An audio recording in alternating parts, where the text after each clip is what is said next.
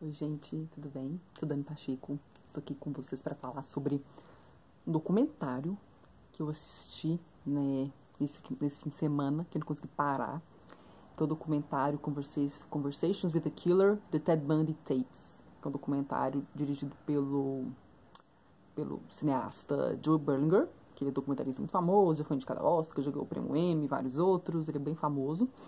E ele fez documentário sobre o Ted Bundy, que, né, no último dia 24, né, que é o dia que ele foi lançado, né, completam 30 anos desde o dia que ele foi eletrocutado, né, morreu na cadeira elétrica, em 1989, lá nos Estados Unidos.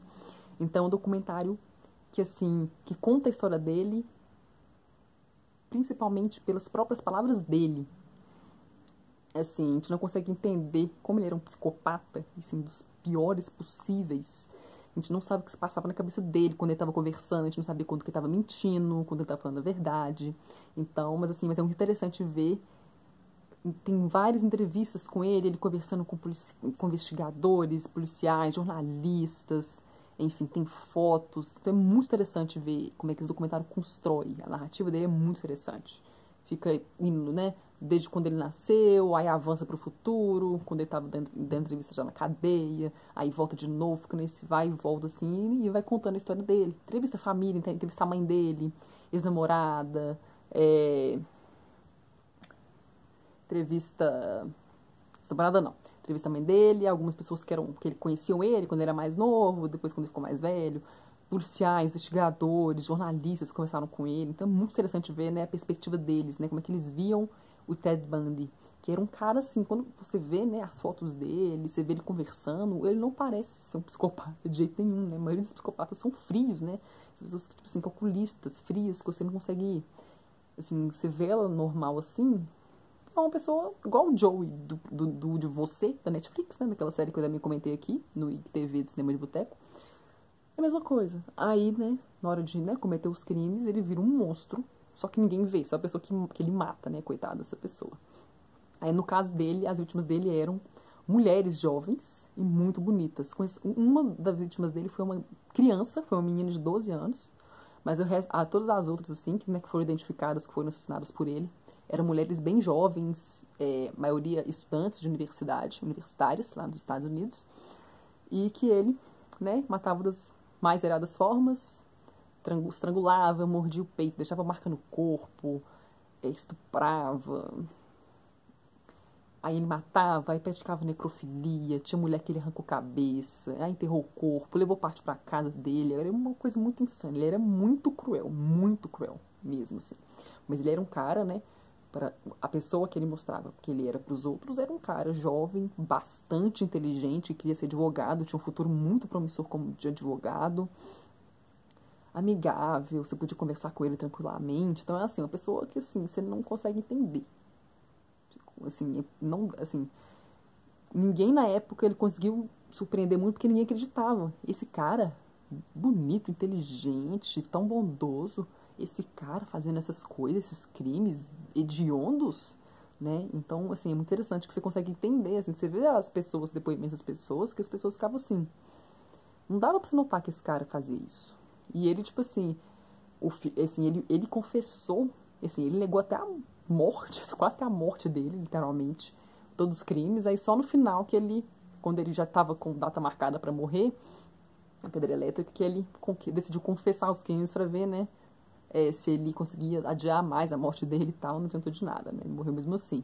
Aí ele confessa 30 mortes pelas quais ele foi responsável, e só que estima-se que ele matou muito mais que 30. O documentário não entra nessa linha de falar que era muito mais, mas eu fui lendo na internet várias histórias sobre ele, e teve uma entrevista que ele deu para alguém, que a pessoa citou a quantidade, porque você matou essa quantidade de pessoas, né, e ele só falou, acrescenta mais um dígito aí.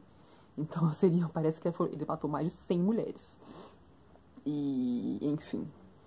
Então é muito interessante esse documentário. Eu achei muito legal, ainda mais porque tem falas dele, porque o caso dele ficou tão famoso, porque assim, ele era um serial killer que ele gostava da atenção, ele queria se sentir especial. Então ele já foi preso, aí ele fugiu, foi preso de novo, fugiu de novo, matou várias mulheres. Teve uma vez que ele fugiu, que ele ficou mais de um mês foragido, que ele matou teve uma noite que ele matou umas 4 mulheres seguidas.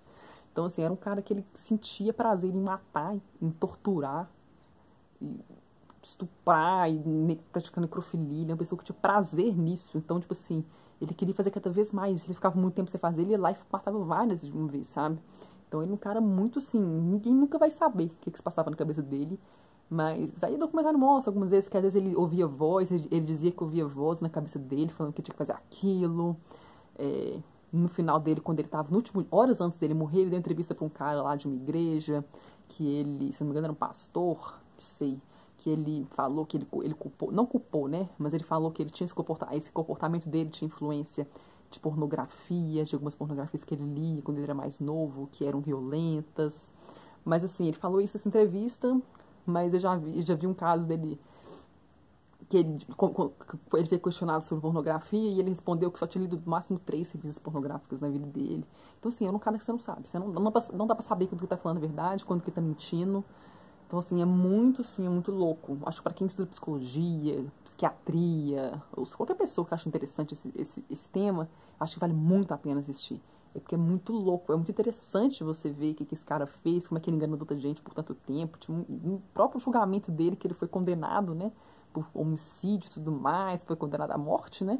Tinha mulheres que falavam, gente, ele é tão interessante. Mulheres falando, acho ele tão interessante. Nossa, eu não acredito que esse homem fez isso tudo que dizem que ele fez, não sei o quê.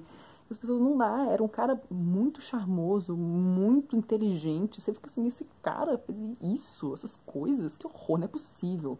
Então é muito interessante o que esse documentário mostrando. Isso. Então ele é um documentário bem completo, assim. Eu achei um documentário muito bom. Eu super indico ele.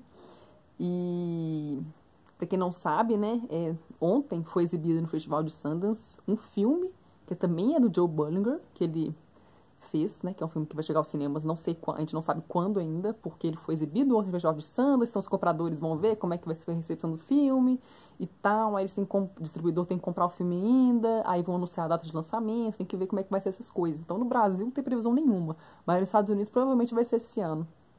O filme teve uma recepção, assim, mediana para positiva até o momento, mas teve só 7 críticas no Rotten Tomatoes até o momento, só tem que esperar. Mas por enquanto tem sido nesse nível, assim, de críticas medianas para boas. É um filme que é contado, ele é contado pela perspectiva de um ex-namorado do Ted Bundy, que viveu com ele vários anos, eles moravam juntos, ela tinha uma filha, ela era divorciada, né, tinha uma filha desse divórcio, e eles moravam juntos, e ele era um cara completamente normal em casa, tratava ela muito bem, era apaixonado, não sei o quê. Só que enquanto ela, às vezes, quando ele saía de casa, ele tava lá matando, prendendo gente. E é um filme, assim, que é com a Lily Collins, que interpreta a ex-namorada dele, e o Zac Efron faz o Ted Bundy. Então é bem interessante ver o Zac Efron nessa nova guinada, né? É um filme que ele provavelmente fez pra ver se ele... pra ele mostrar que ele também é um bom ator, ele consegue fazer drama, além de comédia e High School Musical, né? E musicais.